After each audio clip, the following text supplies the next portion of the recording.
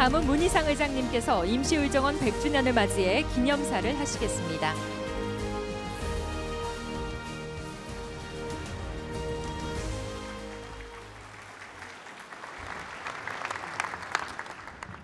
존경하는 국민 여러분, 임시의정원 후손과 독립유공자 여러분, 역대 국회의장님과 헌정회장님, 각 당의 대표와 국회의원 여러분, 김명수 대법원장, 유남석 헌법재판소장, 이낙연 국무총리, 권순일 중앙선거관리위원장, 그리고 각국 외교사절을 비롯한 내외 기빈 여러분, 100년 전 오늘 1919년 4월 10일 대한민국 임시의정원이 머나먼 타국 상해에서 첫 회의를 열었습니다.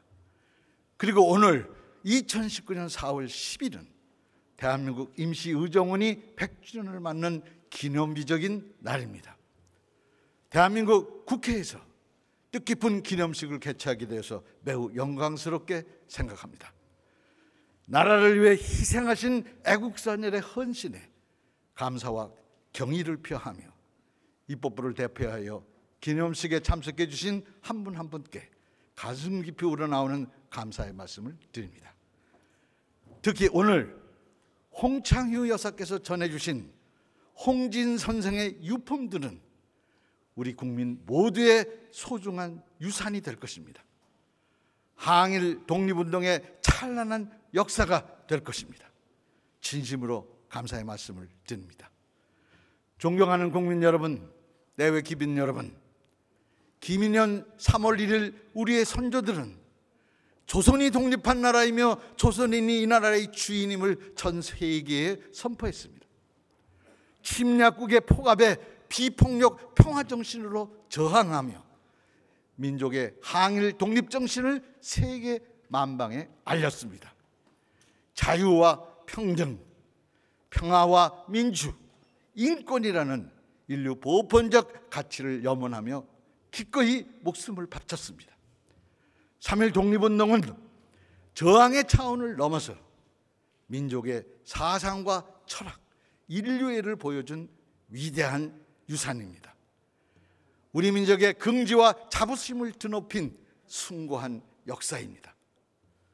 우리 민족의 성각자들은 독립선언서에 담긴 3.1 독립운동 정신을 받들었습니다. 민족을 위한 우리의 정부를 만들고자 각고의 노력을 기울였습니다. 마침내 일제의 혹독한 탄압 속에서도 1919년 4월 11일 대한민국 임시정부를 탄생시켰습니다. 여러분, 대한민국 임시정부의 모태가 바로 대한민국 임시의정원이었습니다. 임시의정원은 우리 역사상 최초의 근대적 입법기관이라는 점에서 매우 중요한 정치적 의미가 있습니다. 3.1운동 정신의 완성도를 높이는 일대 전기를 마련했다고 생각합니다. 구시대 왕조를 잇는 망명정부가 아닌 임시정부 수립을 결의해서 새 시대를 지향했습니다. 3.1운동의 역사적 성과인 대한민국 임시정부 수립에 절차적 정당성과 투명성을 부여했습니다. 임시의정원은 새로운 국가의 기틀을 다지는 반석이며 기둥이었습니다. 존경하는 국민 여러분, 대한민국 임시의정원은 임시정부를 수립한 것에 머물지 않았습니다. 주권 재민의 정신을 담아 국호를 대한민국이라고 정했습니다. 대한민국이라는 국호를 통해서 우리의 조국이 제국에서 민국으로, 황제의 나라에서 국민의 나라로 새롭게 거듭나는 것을 천명했습니다. 또한 임시의정원은 우리나라 최초의 헌법인 대한민국 임시헌장을 제정했습니다. 임시헌장에는 여성인권, 차별철폐, 평등과 자유, 국민의 의무와 선거권, 비선거권, 사형과 태형 폐지 등의 내용이 들어있습니다. 100년 전 당시 전 세계를 놀라게 할 선구적이며 독창적인 내용이라고 생각합니다. 현대 국가의 헌법으로도 손색이 없습니다. 문명국가를 지향하는 대한민국 임시의정원 29인의 29분의 통찰력과 해안이 깃든 대한민국의 이정표라고 저는 생각합니다. 무엇보다도 임시헌장 제1조 대한민국은 민주공화제로 함, 그것은 1948년 재헌헌법 제1조 대한민국은 민주공화국이다 로 개정된 이래 지금까지 유지되고 있습니다. 임시의정원 첫 회에서 결의한 임시헌장 제1조는 제국의 백성을 공화국의 주인으로 바꾼 역사적 의미를 가지고 있습니다. 임시헌장 제2조는 대한민국은 임시정부가 임시의정원의 결의에 의하여 이를 통치함이라고 명시했습니다. 절대 권력이 좌지우지하는 나라가 아닌 견제와 균형이 작동하는 정치체제, 다양한 목소리를 통해서 국가를 이끌어가는 민주주의 사상의 발로였습니다. 우리나라 의회주의의 위대한 첫걸음이었다고 저는 생각합니다. 그 이후에도 대한민국 임시의정원은 해방을 맞는 1945년 8월까지 약 27년간 꾸준히 회의를 개최한 우리 민족의 입법부였습니다. 현재 우리 국회 운영 제도의 원형을 찾아 거슬러 올라가면 상당 부분 임시의정원에 도달한다고 합니다. 오늘의 대한민국 국회가 임시의정원이 표방했던 민주적 공화주의와 의회주의의 가치를 제대로 구현하고 있는지 되돌아봐야 할 시점입니다. 존경하는 국민 여러분, 내외 기빈 여러분, 3.1운동 100주년, 오늘 대한민국 임시의정원 100주년, 내일 대한민국 임시정부 100주년은 우리 민족의 숭고하고 위대한 역사입니다. 그러나 기쁜 마음으로만 맞이하기에는 나라를 빼앗겼던 시대를 포함해서 역경과 시련을 딛고 걸어온 지난 100년의 무게가 너무나도 무겁습니다. 영국의 역사학자 에드워드 카는 현재와 과거 사이에 끊임없는 대화가 역사다라고 했습니다. 우리의 어두운 역사 속에는 반드시 분열과 갈등, 대립과 혼란이 있었습니다. 그 책임은 정치와 각급 지도자들에게 있었다고 생각합니다. 현재를 사는 정치인은 비장한 마음으로 새로운 100년을 어떻게 만들어갈 것인지 깊은 고민과 성찰이 필요한 엄중한 시기라고 생각합니다. 여러분, 새로운 100년의 대장정을 개헌으로 출발해야 하겠습니다. 국회가 이루어내야 할 개혁 입법의 첫 번째도 개헌이라고 생각합니다.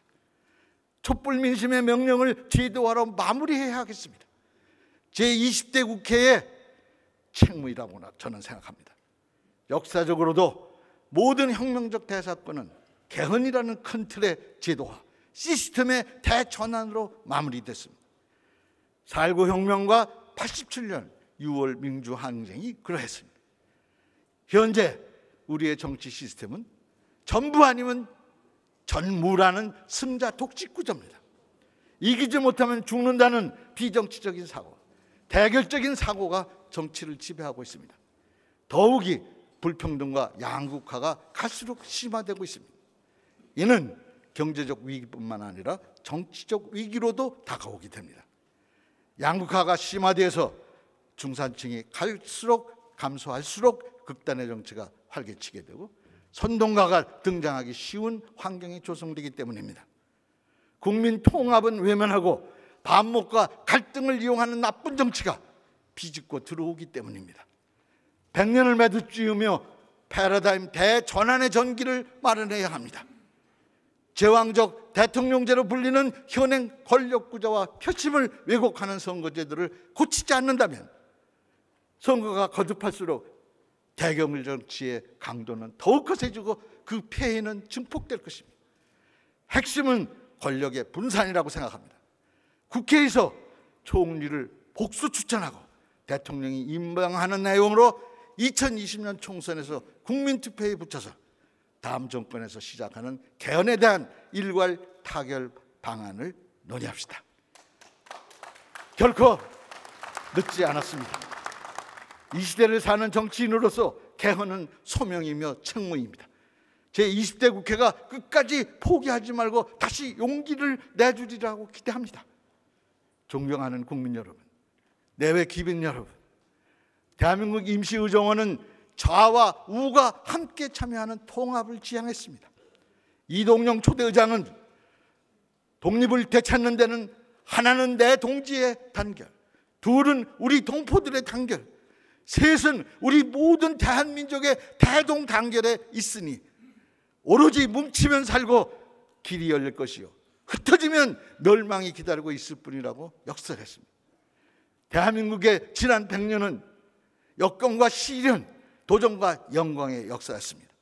그리고 다시 우리는 민족사적으로, 세계사적으로 대격변기의 한 폭판에 서 있습니다. 지금 대한민국의 가장 절실한 과제는 국민 통합이라고 저는 생각합니다. 여러분, 온 국민이 함께 영광스러운 100년의 역사를 만들어 갑시다. 마음을 모아 힘을 모아 새로운 100년을 향해 나아갑시다. 감사합니다.